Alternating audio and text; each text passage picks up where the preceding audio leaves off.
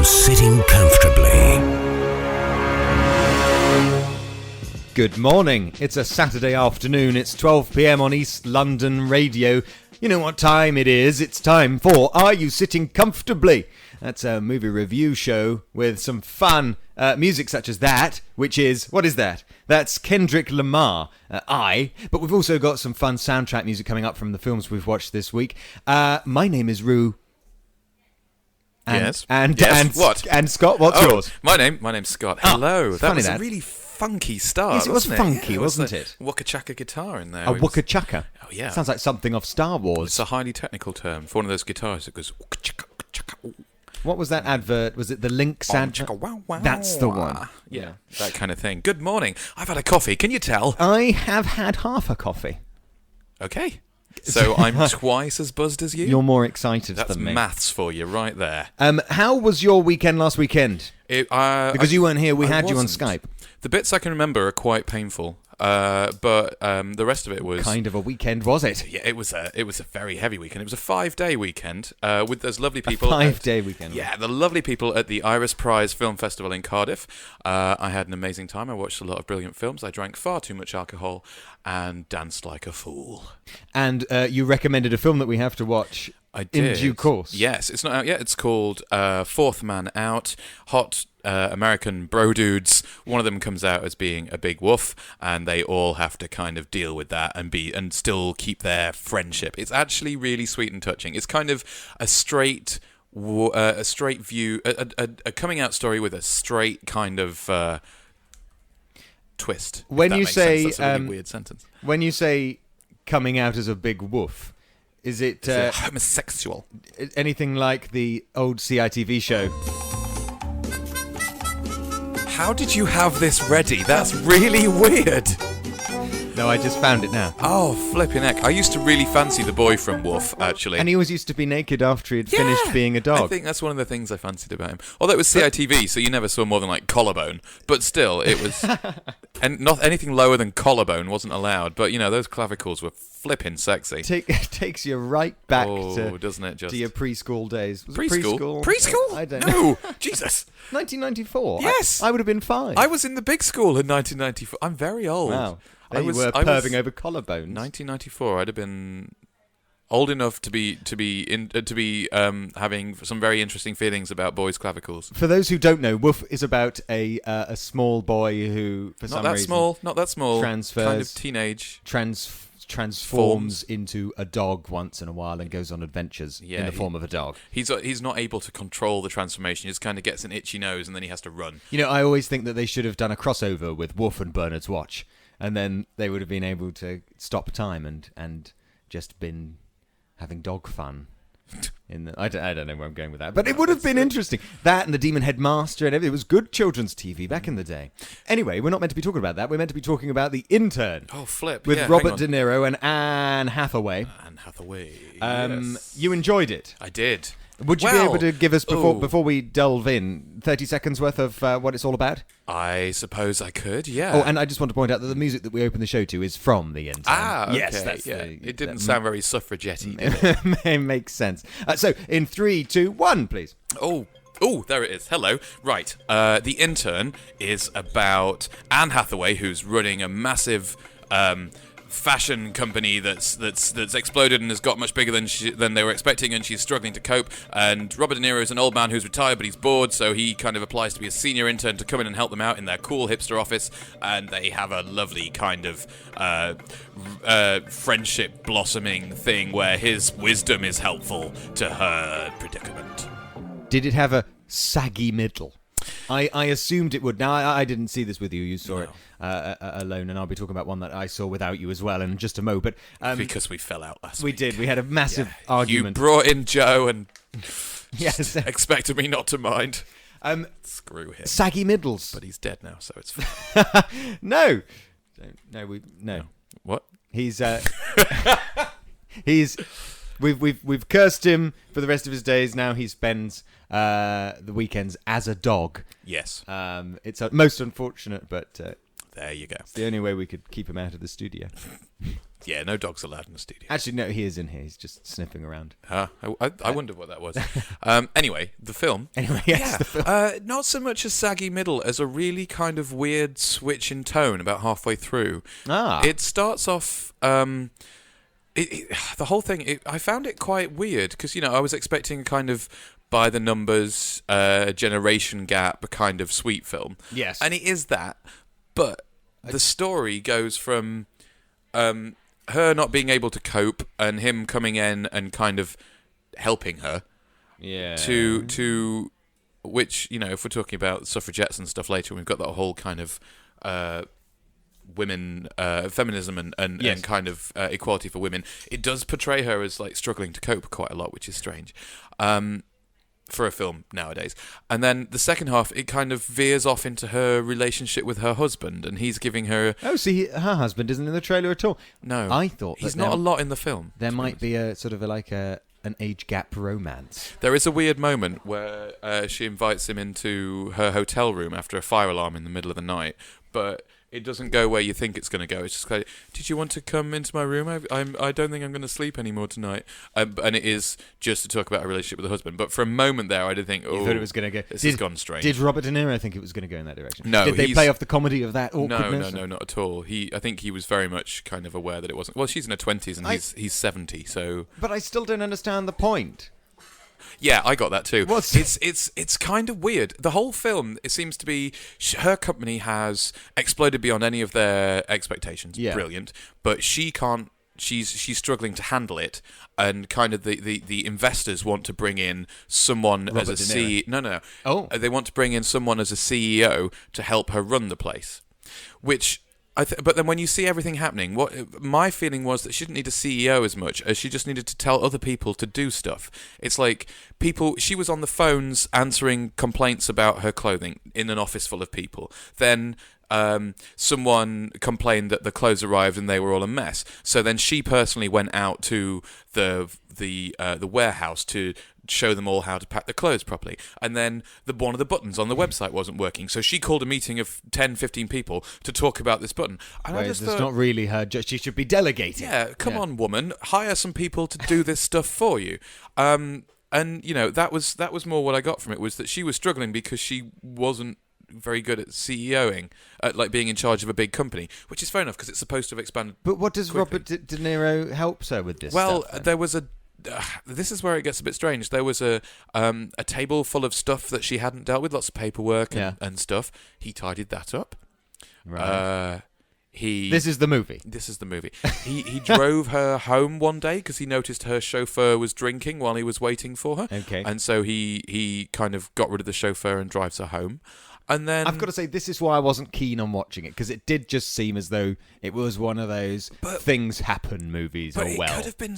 But this is the thing. I mean, Robert De Niro and Anne Hathaway. It could have been so much better. Yeah, but you need a script for that. Well, yeah, and I mean, if we're talking script, originally it was going to be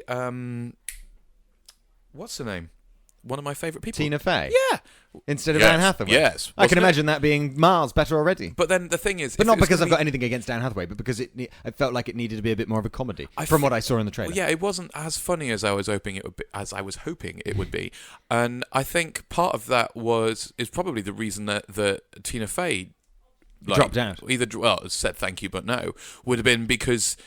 It's not really her vibe. She's a lot... I mean, like, she played Liz Lemon, who was stressed and knackered but could deal with everything eventually. It's true. And this woman just doesn't seem to be able to, and she seems to be floundering, not because she's a woman, but because she seems unwilling to relinquish control of this company to the people that she hires to do these jobs.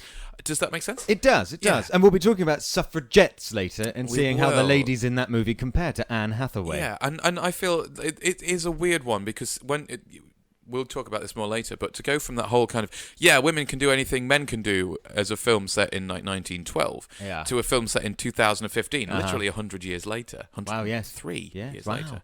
I know. Where they've suddenly gone, where the tone is very different in that it's kind of saying something else about how this woman in particular, at least, is struggling to do it. Do you think it would have been more effective if it was the other way around? Robert De Niro was the old man in charge who couldn't cope with this new technology, and they got in an intern in the form of Anne Hathaway. They've already kind of done that with Anne Hathaway being an amazing intern in The Devil Wears Prada. Of course. Not that she couldn't cope. Our lovely, I've forgotten her name. I want to say Anna Wintour. Meryl Streep. Anna Wintour, but not Anna Wintour. So are you comparing Meryl Streep with Robert De Niro? Well, one of them's got You've amazing never seen them in the cheekbones. same room together, have you? That's true. Have they been in a movie together? Yeah, I was about to say, I don't know. Well, IMDb that in the next Have song, a shall we? Have Let's a have a butcher's. check. We're going to talk about Regression next. Ooh, Now, I yes. thought I was going to go and watch The Walk. Yeah, on the Twitter and Facebook. Sorry, everyone. I did say that you were going to talk about The Walk, and you're not. And I thought, if not The Walk, we would see The Intern. Yes. As in the group I went with, not your group that you didn't go with to see The Intern. I saw the Intern on my own. Instead, I sat and cried. We watched Hermione Granger and Ethan Hawke talk a lot about satanic rituals. Right. And this is music from that. So prepared to be a little scared. All right. I'm braced. It's by Rock Banois. Banois. Are you right? Banois. It's Banyos. got a little wiggly thing Rock above the end. Banyos. Yes. It's called Night Call. Creepy stuff. In it comes. Does it? Yeah. Oh, there it is. Ever so slowly. There we are. Slips in. People think I'm odd. For What? that wasn't just a What? random What? confession. Everyone thinks you're odd. Yes. People think I'm odd because I listen to music like that when I'm studying. That's not the only reason people think you're odd. Okay, well, there are plenty of other reasons. But a nice, moody, grim soundtrack there from Rock Banois. Banyos. Banyos. Banyos. We got there in the end. Rock Banyos. Rock Banyos. Yes. I like it. Yeah. It's an exciting name. It is. Not an exciting movie, but very, very interesting. Do you mind if I give you 30 seconds? I don't, but before you do... Okay. I did a quick IMDb. Yes. Meryl Streep and Robert De Niro have been in 4 movies together. Go on, which ones? Falling in Love, Marvin's Room, The Deer Hunter, and First Man. I've not heard of any of those. No, neither have I. But never mind.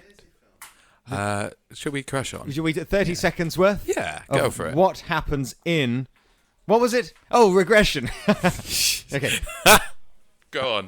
What's going? Why can't I? Hermione Granger and Ethan Hawke are embroiled in a bit of a detective scenario about satanic rituals. So apparently, people in this little village are stabbing babies and sacrificing animals and having huge, what they call black masses in their shed. But it turns out that things may not be as they seem because they use an interviewing technique to find clues about what's going on called regression, which is where they talk about the things that they had done, apparently all these people, and then they try and make them visualize it, and it turns out that it might be affecting them psychologically.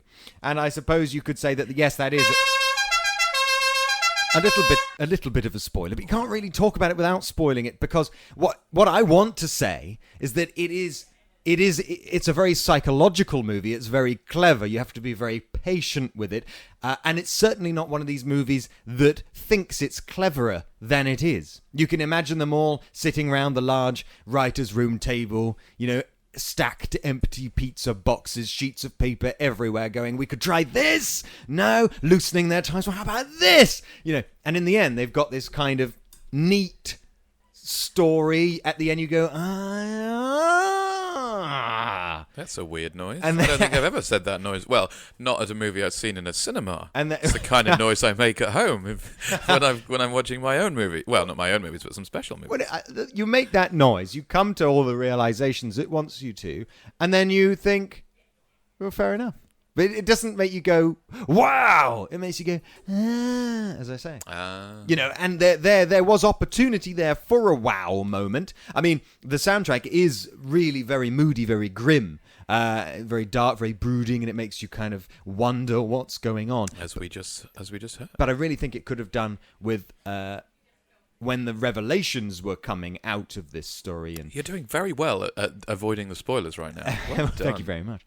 The soundtrack really could have built, but instead it's stayed very level, and there could have been more shock factor there. I mean, you know what I mean. When it comes to twists, Saw, for instance, there we go. really ramped up the soundtrack music because it makes things more shocking. It's very manufactured, and the things that they're talking about aren't as shocking as the soundtrack makes it. But while you're in there, you've got your goosebumps because of Charlie Klaus's good old Charlie. magical music.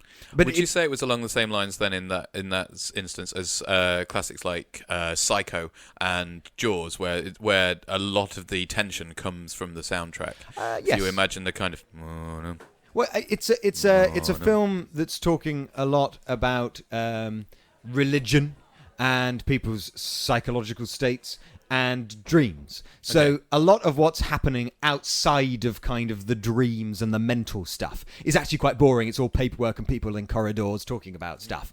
But obviously the music makes it feel a little bit more tense than it actually is. If you took away the dreams and you took away the music, you've just got a bunch of people in a police department going, "What's going on? I don't know. Someone's stabbing a baby," etc. And did it fall into the kind of thing that we've talked about before, where stuff happens and then a lot of people stand around and explain why that's important, or was it quite well crafted in that there weren't just people standing around explaining the plot to each other?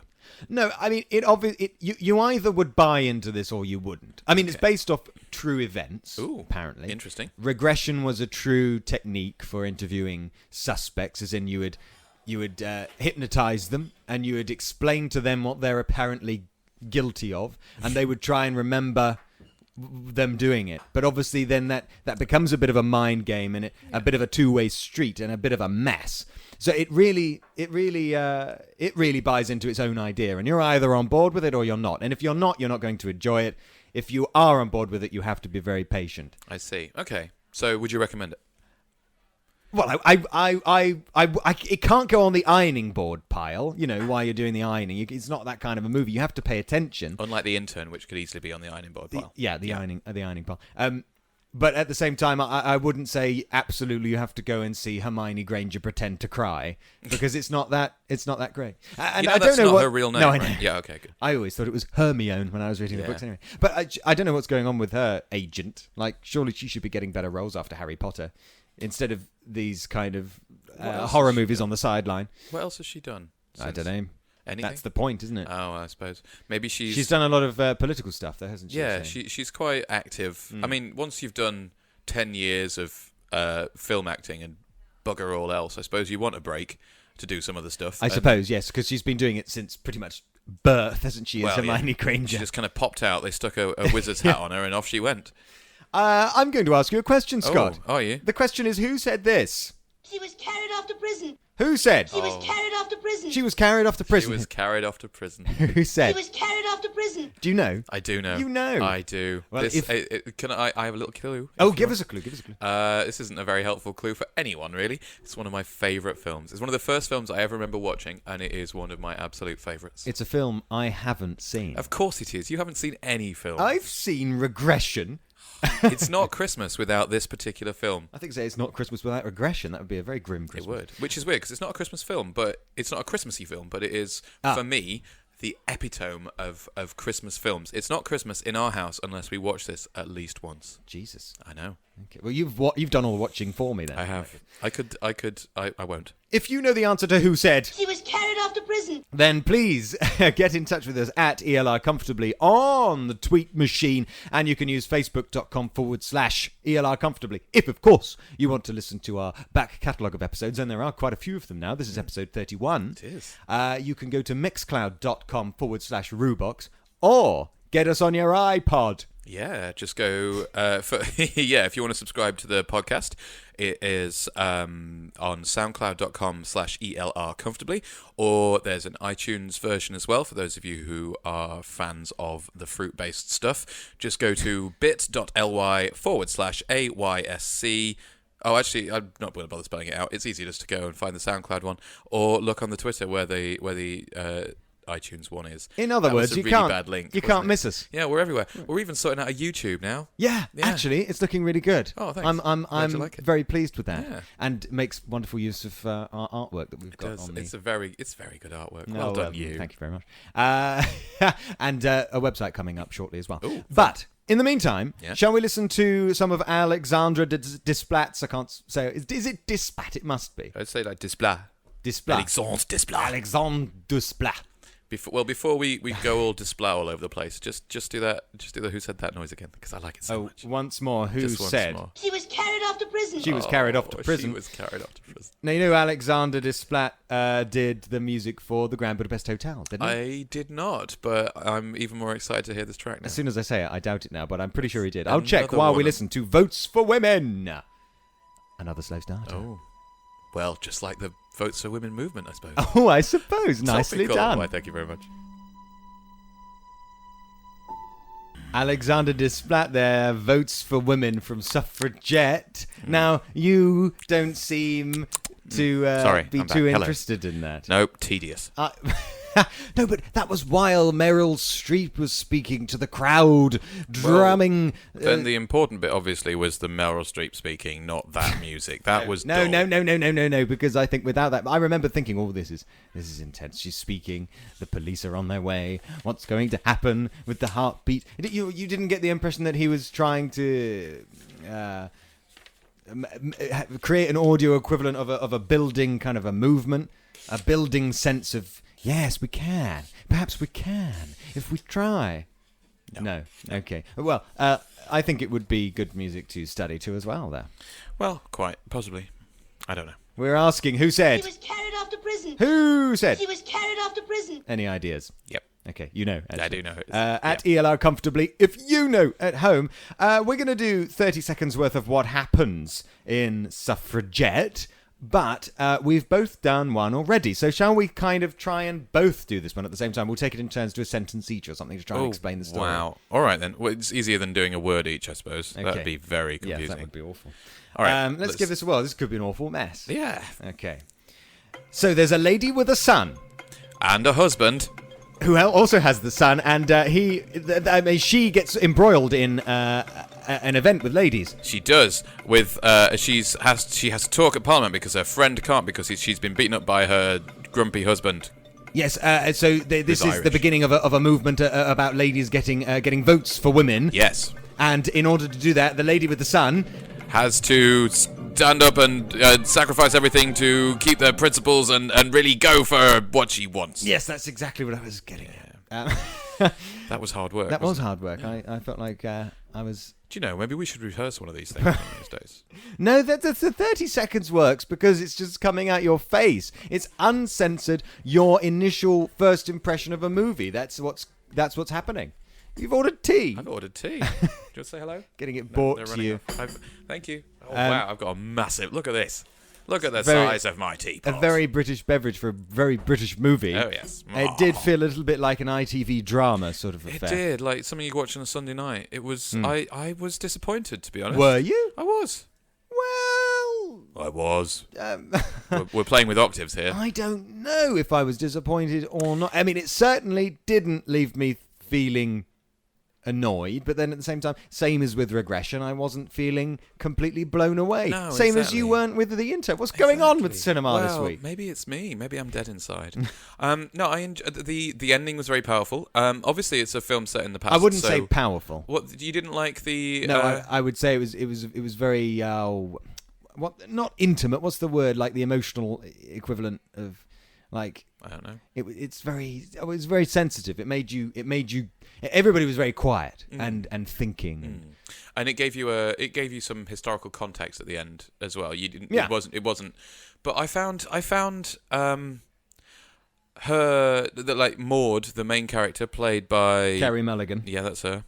I found her whole bit to go from kind of devoted wife and mother to revolutionary, and the first half of the film was all about her and her family and loving her husband and her child, and then as soon as she gets involved in the revolutionary thing, it all starts to fall apart, and she doesn't seem bothered by it. It's like, Yes, she does. Well, she's crying in dark, damp rooms. oh yeah, but it doesn't stop her. At no point does she kind of have to. It's almost like, for me, for a film like this, there should have been that moment where she's kind of like presented with the choice of family or this feeling of duty towards getting the vote. She was. She When? had that moment When? of choice. When? When Ben Whishaw answered her question, what would happen if we had a daughter? What kind of life would she lead? And he said the same as you, and then you saw it in her eyes. She thought, right, well, I've got to bloomin' well fight for this vote, haven't I? But then as a mother and a wife, like as everything else in her life suddenly falls away, she loses a job, her husband, a child,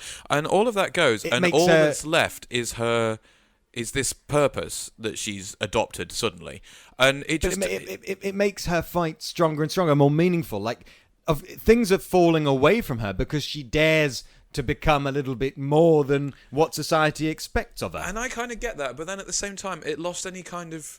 I mean, it's because it's told in hindsight, and we know that women are equal to men in all of the important ways, and should have the votes and all this kind of thing. Should have votes, should have equal rights in every way. All of that. The movie seems a little smug. There's no kind of argument set out. It's like... At the beginning, we get the kind of, women should squirt out babies and stay at home and be housewives. This is how things should be. And anyone who argues is, for anything to be different, you've either got men are either awful, or... I think 99% of the men in this are awful, and even the nice ones go awful. Yeah, they're either big kind of chauvinistic bastards, or they're... cowardy, soft, wimpy things who care too much about what people think of them to stand by their other halves. Well, it did seem as though Ben Whishaw couldn't give a monkeys about his son, considering... excuse me while I just... Oh, yeah, there we go. Considering he puts their son up for adoption. Yeah, and well... Actually, that's a shock moment, isn't it? Yeah. You've ruined quite Sorry. a bit. That's all right. No, but I mean, that was one of the standout moments. For a film that trundled along kind of very much bubbling under the surface for the most part until towards the end. The adoption moment was shocking, if only because I thought... I mean, I was sitting there thinking, why doesn't Ben Whishaw want his son around? I mean, I know that people in the olden days were very, very busy. Things took ages to do because there wasn't technology around, and you earned very little for a lot of work, so perhaps he just didn't have the time. But at the same time, is it that easy just to give up your son? I don't know. I mean, it did seem very, very kind of, this is what happens next because that's what we've decided, and the characters all just have to deal with it. Yes. And you know, I mean, it didn't feel character driven. No, it was just that they were stuck in the writers' room thinking, well, we need something to happen now, and something to push her over the edge. The focus was very much on the fight, which is fine because that's what it was all about, the fight for women's rights. But at the same time, it was all made with this kind of not smug, but with this understanding that we all know that they're going to win in the end, and so it's all right that they're entirely spirited, and this is the only thing left. Because one of the things that got me was, as I was thinking about it, all right, so let's say that after the events in the film, which are the historical events, so we know what happens, like one of the women is hit by the king's horse, which brings the thing to the front. Let's say that the following week, the king says, you're right, women should have votes, everyone can vote now. Not going to happen, but let's say that happened. Okay. Then my next thought was and then what? Because she's no job, she's no husband, she's no child, she's nothing apart from this fight that we know she's going to win. This is the conundrum she found herself in. Did you not think for a moment when she was... there was one of the many scenes where she was having a little cry. I thought, you're stuck between a rock and a hard place here. The only way to get what you know is right for society at large is to fight in such a way that means you will lose your family and you'll lose your job and you'll lose everything personal and dear to you, but with a view to improve the life of women in the future, for future generations. I get that, but I honestly don't think that that it's the transformation that goes from her being caring and loving her family to pretty much just switching all of that off. And they do that thing where the other character's like, push it all down inside, don't let them see that they get to you, let's practice not crying, and then they go for the, and then from then on, none of it seems to bother her at all, and we don't see like her struggling to hide how upset she is beyond that point. Really, it's just she kind of steels herself, and it's missing a kind of a bit of heart, I think. In a way, I think I agree. I think that Kerry Mulligan could have certainly portrayed a bit more emotion. I mean, she was doing a bit of a Bella Swan for the most part, with the blank face. But then at the same time, she's quite a good actress. I feel this You is think it more was of the direction? I think so, yeah. And there were a couple of Sarah Gavron. It's all Sarah's fault. All Sarah's fault. And I think there were some lines that were a bit kind of expositional as well, and really clunky. Like at one point, they go something about even so-and-so Pankhurst doesn't agree with the way her sister and her mother are running things, and it was very much kind of, well, you could have showed us that. There could have been a conversation rather than just a statement. Well, that is the big rule of script writing, isn't it? Show, don't tell. Exactly. And there was one really pat line that in a discussion between Brendan Gleeson with his grumpy, crusty, I agree with you here about it, I'm doing my job kind of thing, where she comes out with this. I liked him though. Yeah. He was a nice ass. Yeah. No, sorry. Brendan Gleeson has a nice ass. You heard it first here. I was scrolling through all the acceptable insults for the radio that I could use, and I went with ass, but it just sounded like I was complimenting his derriere. That's not what I meant. He can wear a tweed suit though. He did look quite good. He was this paradox of lovely man from the countryside and complete bastard. He was doing his job, and he makes that abundantly clear, because he does say, I agree with you, I just can't support you because you're breaking the law, and my job is to uphold the law. Which then she comes out with, how can the law be respectable if the law doesn't respect me? Very good point. But it was just so like pat and how can I respect the law when the law isn't respectable? It was just so. It was just. I just. It feels like you don't have much sympathy for the ladies. It's not that at all. I mean, I'm all about equality and that kind of thing. It's just this film. It seemed. Well, actually, when's Stonewall out? It's out. It's been out. It's gone. Oh, has it? Yeah. Okay, well, we'll grab the DVD or watch it on Jesus. Netflix, because apparently it doesn't really represent the true events. Apparently not. Almost definitely not. Have you read any of the articles? Have we moved on? No. All right. Well, it's just for a future episode. We can bear that in mind. We can have another big gay episode at some point. Well, we will. But I would say don't watch Stonewall. That would be. Or watch Stonewall and find out how wrong they got it, and then realise how many more issues there are still left to resolve. Well, quite. Yeah. All right, so watch Stonewall, but don't think of it as a historical document. Now we're going to listen to a little bit more Alexander Desplat. Epsom Derby, here we go. This is where the lady gets hit by the horse. Is it going to be as exciting as earlier? Hopefully a little bit more exciting. Splat. Women! Thunk. Splat. Yeah, that's how that went. Right nice touch. Thank you. I had another thought, actually. I had a thought. Oh, do you mind if I go on then? Do you mind if I ask the audience, Chris? I don't know what's happening now. That was very weird. That was from what was going on? That was from the track we just listened to. As soon as I heard it, I thought that's ask the audience off of Who Wants to Be a Millionaire, isn't it? I see what you mean. We're going to ask the audience. It's always a bad idea because the audience and those things are always stupid. No, they're not. They always get it right. No, they don't. Anyway, what were you going to say? Yes, women. My thought. Your thought, yes. My thought. I had a thought. One of many. Yeah, but the whole story was set in 1912, 1913.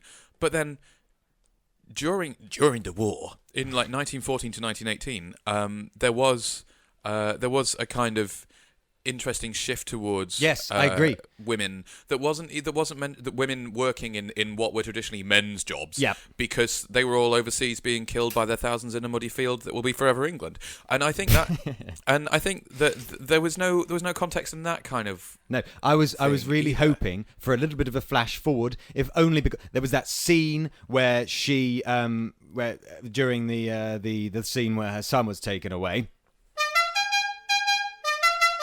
That's far too happy a horn for someone's son being taken away. Yeah, your son's gone, but let's dance. No, it's a spoiler horn. Sorry. Yes, so her son was being taken away, and she said, "Remember, your mum's name is Maud Watts." I don't know. She said it more confidently than that. Your mum's name is Maud. What? And I was hoping for a flash forward so that when she became, I don't know, maybe well known in the women's movement. He would find her older, and it would be after the war when, as you say, women had more of a substantial role played in keeping society going. And then they would have just a little bit of a hug or something, or just a smile, similar to Batman and that Alfred at the end of The Dark Knight Rises, right. And that would have been the end, and we would have been satisfied. It would have had an end to the story.